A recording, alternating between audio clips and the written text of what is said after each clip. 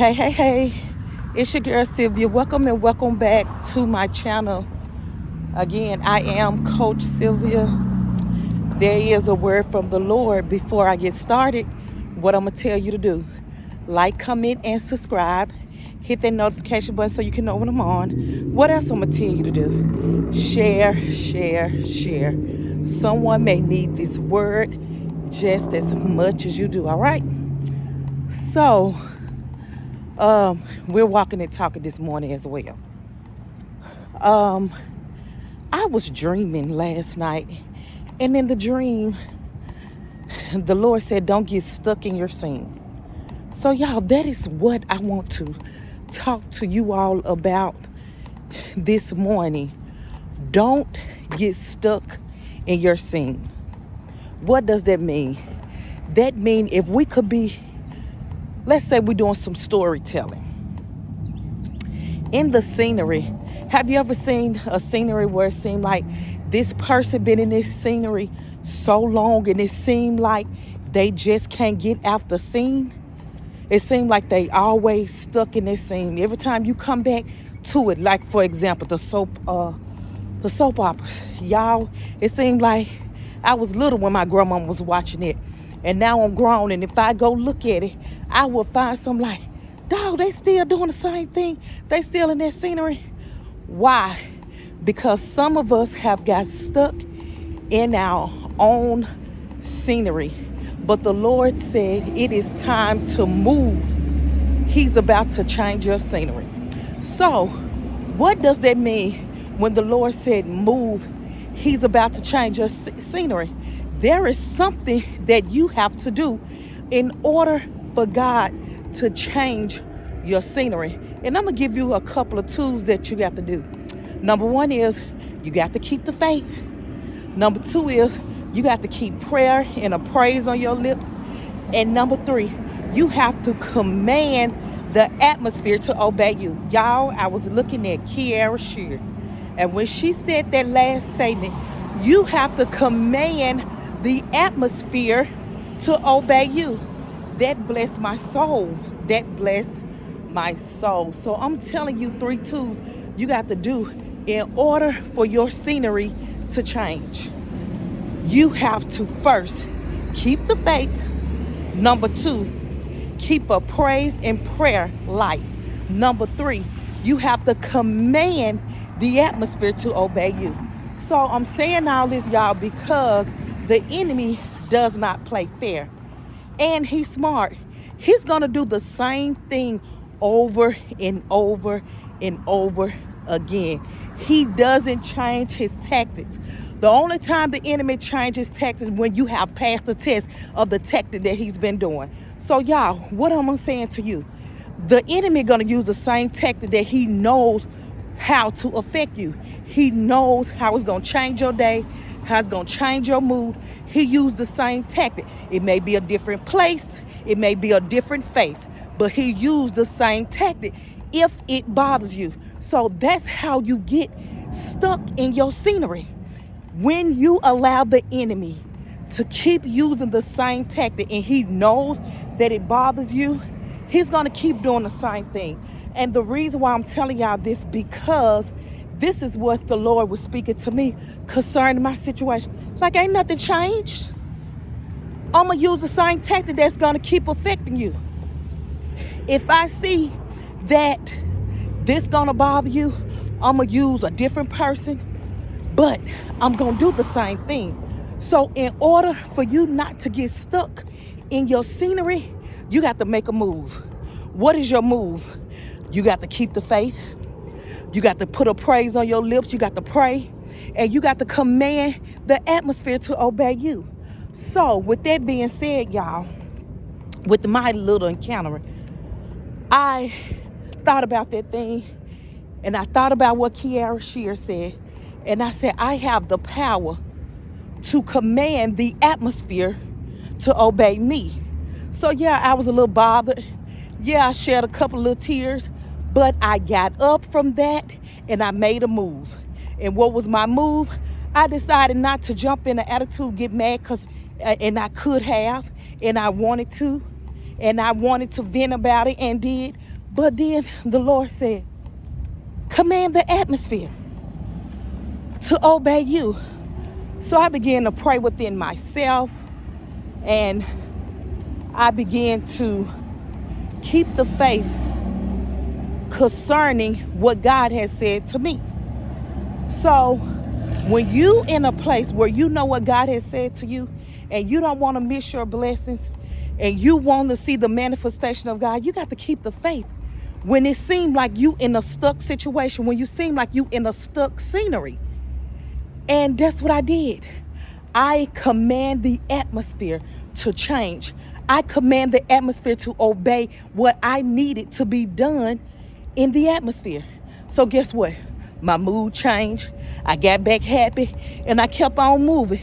But some of us will get stuck in our situation. We will stay in the same scenery.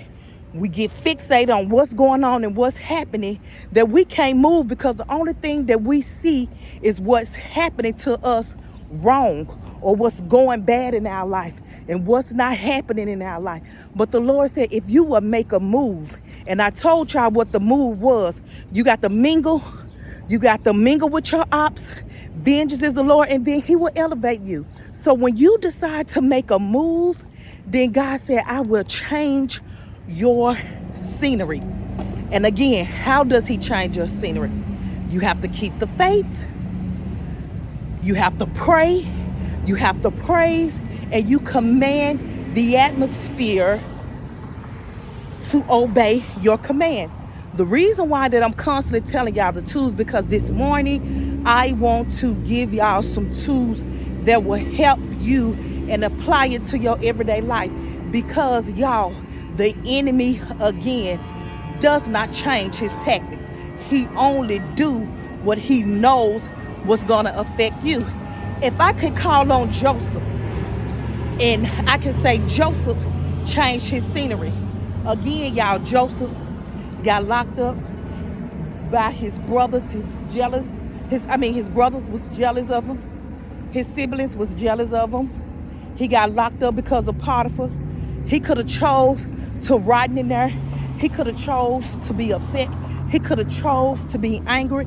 But I believe Joseph did this. I believe that he prayed. I believe that he kept the faith. I believe that he was reminded what God had said concerning him. And he began to operate his faith. He began to command the atmosphere to obey him while he was in jail. How did he do that? Because the Bible said that then he became chief over the prisoner. That's how you change your atmosphere, is when you start getting it to God. In spite of what your scenery looked like, God would change your scenery. And that's what happened to Joseph. Then I thought about Daniel. When Daniel was in captivity and then he got thrown into the lion's den. I believe that Daniel kept on praying, that he did not forget the promise of God, that he did not forget who God was in his life, and that when he was in the lion den, Daniel decided to pray. Daniel decided to keep the faith. Daniel decided to remember who his king was. And because Daniel remembered who his king was, he prayed to the king. And guess what? The lions had to obey. The lions had to shut their mouth. They could not kill him. They could not bite him. They could not affect him. Why? Because Daniel sent up a praise.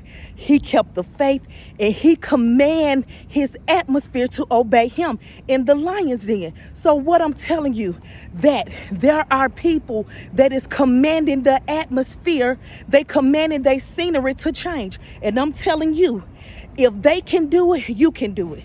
If I can do it, you can do it. So y'all, I just wanted to encourage you on today that you have to command your atmosphere. You got to trick the devil.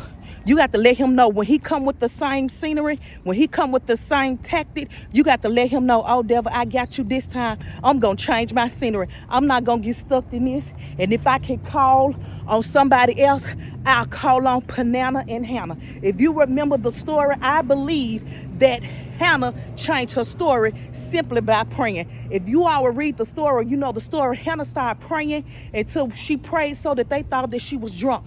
She was being provoked by Peninnah. Can you imagine that you was barren and you can't bear kids and the other woman is bearing the kids for your spouse? Can you imagine how she felt? But guess what? At some point, Hannah changed her scenery. She did not get stuck right there. She began to pray. She began to offer up a sacrifice of praise to God. And she began to say, Lord, if you bless me with a child, I'll give them back to you. And guess what? Her scenery changed. She made a move. And when she did that, she was able to bear children. So y'all, change your scenery just by making a move. Don't get stuck in your scenery. You have the ability. You have the power. You just got to make a move, right? And then I thought about Samson. Samson was stuck in a scenery because Samson got caught up with the Philistine women. And guess what happened to him? The enemy used the same tactic. The enemy ain't gonna come to you with anything that you don't like. He's gonna present something to you that you like, and it's gonna cause a little frustration, conflict, and even trouble. But guess what with Samson? Samson remembered who he was. He allowed the Philistine to get his strength by allowing himself to mess with the Philistine woman, got his hair cut off. But guess what? At the end, Samson won. He remembered who he was in Jesus Christ. He remembered the call that God had on his life. So y'all, don't forget who you are in Jesus Christ. Don't forget that you are a king's kid. And my mom just reminded me of this morning. I am a king's kid. You are a king's kid. When you are a believer, you are a royal priesthood. You are made wonderfully and beautiful out of his image. So don't get stuck in your scenery. Change your scenery and make a move. I'm Coach Sylvia. Have a great day. Bye-bye.